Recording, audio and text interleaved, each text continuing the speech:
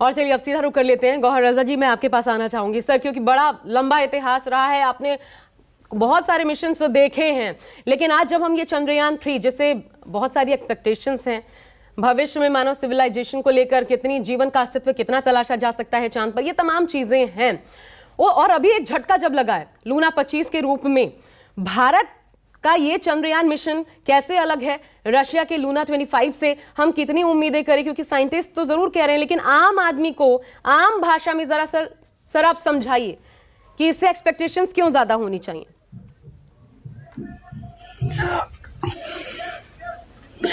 इससे एक्सपेक्टेशंस की ज़्यादा बड़ी वजह यह है कि हमने बहुत आराम से सोच करके, और जिस तरह अभी एक साइंटिस्ट कोलीग ने बताया कि हमने वो सारा एक्सपीरियंस जो पिछले 70 सालों में इकट्ठा किया है वो आज के मिशन में मौजूद है। ये बात समझनी ज़रूरी है कि जब हम चंद्रमा की बात करते हैं, जब हम स्पेस की बात करते हैं, तो अंग्रेजी में जो कहते हैं अनचार्टर्ड टेरेन है, वहाँ हम जाने की बात कर रहे हैं, जहाँ पर रोज़ कोई नहीं जाता, जहाँ पर रोज़ का एक्सपीरियंस नहीं होता। हम घर से निकलते हैं, बाजार तक जाते हैं, वापस आ जाते हैं, हमें मालूम है कि बाजार में क्या होना है, कौन सी दुकान में क्या मिल रहा है। लेकिन जब हम ऐसी जगह जाते हैं जहाँ हमको कुछ पता ही नहीं, कभी कोई गया ही नहीं है, तो फिर मुश्किलात उसी तरह से बढ़ती चली जाती हैं। जिन मिशंस की आप बात कर रहे हैं उसमें हमने मास्टरी कहाँ हासिल की है? हमने लॉन्च में मास्टरी हासिल कर ली है। हमने जो ऑर्बिट बदलने में या ऑर्बिट में अपने सैटेलाइट पहुंचाने में पूरी तरह से मास्टरी हासिल कर ली है। ये एक ऐसा मिशन है जहां बिल्कुल अनचार्टर्ड टेरेन है, और इसमें हमारे पास अब चंद्रयान 1 और चंद्रयान 2 का पूरा जो एक्सपीरियंस है वो मौजूद है, और उसकी बेसिस पर जैसे कहा, रोवर के बारे में बताया या लैंडर के बारे में बताया गया अभी, कि हमने बदलाव किए। इन बदलाव की ज़रूरत क्यों पड़ी? इन बदलाव की इसलिए ज़रूरत पड़ी कि अब हमें मालूम है कि फेलियर कहाँ कहाँ किस किस तरह से पॉसिबल है। साइंस में एक बात समझने की, विज्ञान में एक बात समझने की ज़रूरत हमें पड़ती है हर बार, कि हम प्रोबेबिलिटी की बात करते हैं, और 100% सक्सेसफुल होने की प्रोबेबिलिटी हो ही नहीं सकती।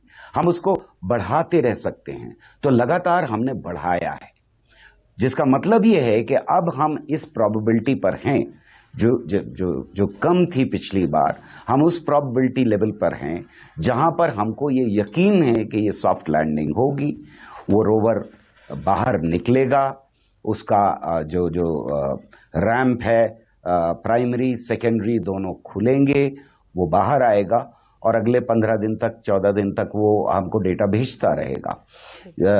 जो बात बार बार आप लोग कह रहे हैं, उसको एक बार एक्सप्लेन करने की मैं कोशिश कर दूं कि वहां पर जब उतर रहे हैं तो सुबह हो रही। अच्छा, ये खास मोमेंट इसलिए चुना जाता है कि सुबह होनी चाहिए, ताकि वो 14 दिन तक ऑपरेट कर सके अपने आप, यानी सूरज की रोशनी का इस्तेमाल करके, जो बैटरीज हैं उनका इस्तेमाल करके। तो हमारा ये मिशन जो है 14 दिन का है। जो रशियन ये तो सब लगातार पढ़ रहे हैं, ये जानकारी मिल रही है कि साउथ पोल तो ऐसा है जहां पर सूरज की रोशनी पड़ती ही नहीं, कमोबेश अंधेरे में ही डूबा रहता है। नहीं, ये गलत जानकारी आ रही है कि वो अंधेरे में पूरी तरह से डूबा रहता है। बात यह है कि पोल्स पर जाना क्यों जरूरी है। पहले नॉर्थ पोल चुने ज़्यादातर मिशंस के लिए इंसानियत ने, अब साउथ पोल की तरफ जाने की क्यों हो रही? वहां पर क्रेटर्स ऐसे हैं जिनमें कभी रोशनी नहीं जाती।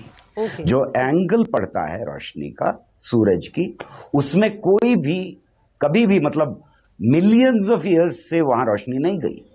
अगर पुराने क्रेटर्स को देखें तो ऐसे क्रेटर्स मौजूद हैं, तो वहां पानी के चांसेस एक तो ज्यादा हैं, दूसरे उस इलाके में जो जिस तरह की हमें जानकारी मिलने जा रही है उसमें खास बात यह है कि हम बदलाव नहीं आया है, बदलाव आया है टकराने से चीजों के, लेकिन जो धरती के ऊपर होता है कि रस्टिंग हो गई चीजों की, ऑक्सीजन मिक्स हो गई, केमिकल कॉम्पोजिशन चेंज हो गई, वो वहां नहीं हो रहे हैं।